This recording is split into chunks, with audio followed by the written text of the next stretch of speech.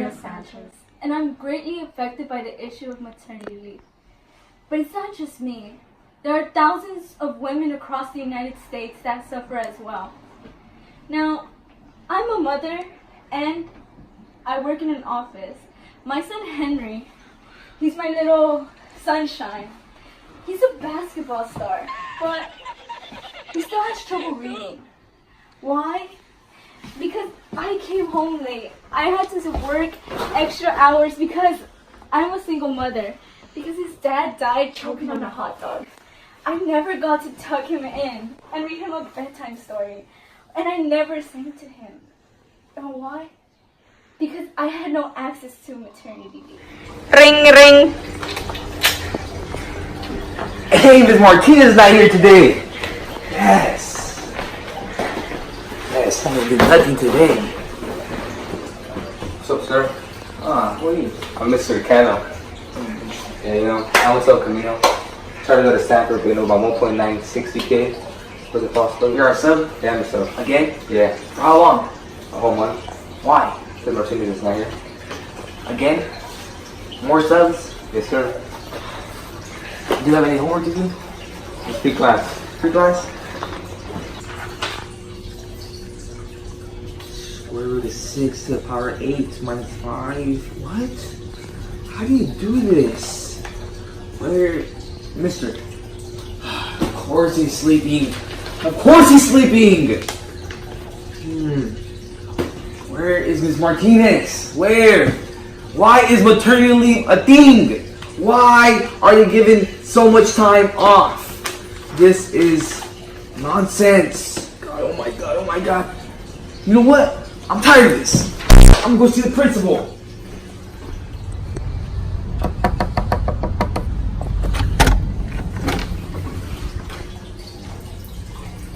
Hello, Principal Mags.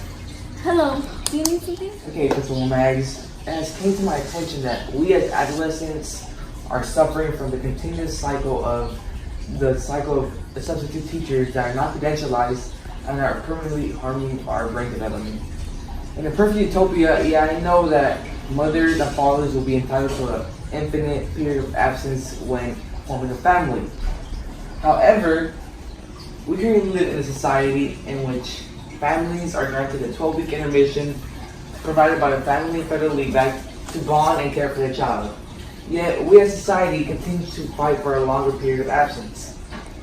Society fails to recognize how increasing maternity intermission would have a long-term impact on us adolescents and have a long-term impact economically on taxpayers. Well, Mr. Adam Martinez, in a contemporary society, it is difficult for a woman to be both a professional and a mother due to the pressure that they face both at home and at work. Women are often indirectly forced to choose between their child and their career. Now, do you think that's fair? Maternity leave allows a woman to be absent from work while they recover from childbirth. However, this is often not enough because the leave is either short or unpaid. The United States is one of the 9 countries that doesn't offer maternity leave, which ultimately shows that there's a need for change. I have one question for you, Principal Max. What is it, Adam? When comparing the United States to any other foreign country that has better intermission systems intact, did you consider how population size or human development index affects the intermission granted? Question number 2 for you, Principal Mags. Me being an adolescent in high school, right? In which we are the future, right? How do you think my brain development is going to be affected if intermission was overall increased? Well, Adam, I understand where you're coming from since Finland has a population of approximately 54 million, while the US has a larger population with at least 326 million. But did you also know that the United States is one of the leading countries in terms of economics, with it going into the trillions? So if we have enough money, then why don't we invest it in maternity leave if it has a lot of benefits? And one of those benefits is the development of a child and even the development of our economic system. Now, for your second question, okay, Adam, I understand your concern about your education, but there are some states where maternity leave is offered to teachers, but oftentimes it's also unpaid. So how do you expect a teacher to want to actually leave? Because they can't. Because teachers already don't make enough to really live as comfortably as they would. So with unpaid maternity leave, they just get even more discouraged to actually take days off. And oftentimes they have to use their sick days, which are sometimes around 12 days a year, to actually make up for that time. Well, Adam, now let me ask you this. Do you know how discriminatory the maternity leaves are and the history behind it? Do you know how many women even qualify for maternity leave? And how many of them actually have access? Okay, Principal Max, one of the questions you asked me was, what are the qualifications to apply for maternity leave, right? Yes. So according to the Medical Leave Act and Family Act, 70% of women are able to apply for maternity leave, right? And two of the qualifications are working at least 1 year in the company you're associated with, or working a total of 1,250 hours for the company. However, you might think this is not fair, like 1 whole year, but to every system there are loopholes, right? If women were granted to just join a job and apply for maternity leave and get paid, that would not be economically fair for the company itself. How would you feel if you were a CEO of a business and had to hire numerous females that just continue to apply for maternity leave? Would it be fair for you economically and hurt your business to the downfall, right? Okay, Adam, I agree that that loophole is detrimental. So we do need to have some sort of restrictions. But where there's a problem is that the federal act is unpaid 12 weeks. Unpaid. But what about the people that are self-employed? Do they not deserve to have maternity leave either? Now, there's been reports that have shown that there's approximately 273,000 women who are even qualified to have maternity leave. And out of those, only half are paid. Now, if there's 329 million people in the United States and only 273,000 are even qualified, something doesn't seem to add up. And now, in your opening statement, you had said that there's social negative impacts on adolescents, but those students are still getting an education. Maybe it's not the best quality, but they're still learning. And then there's some teachers who don't even take off as much time as they need to because they also don't get paid maternity. If you're talking about the future, then why don't you consider newborns?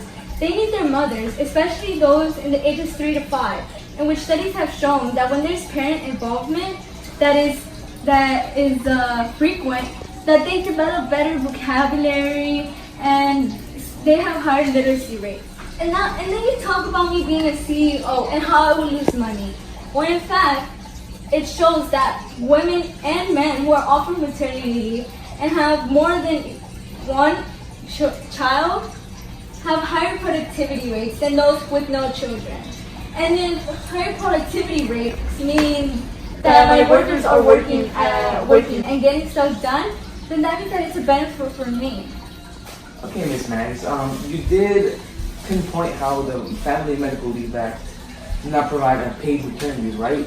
However, that's why the United States developed the Short-Term Disability Act, right? In which allows mothers to apply for disability to Social Security to get two-thirds of their actual payment, right? Also, Ms. Mags, in your opening statement, you described how parents aren't going to have the valuable time to nurture their newborn infants, right?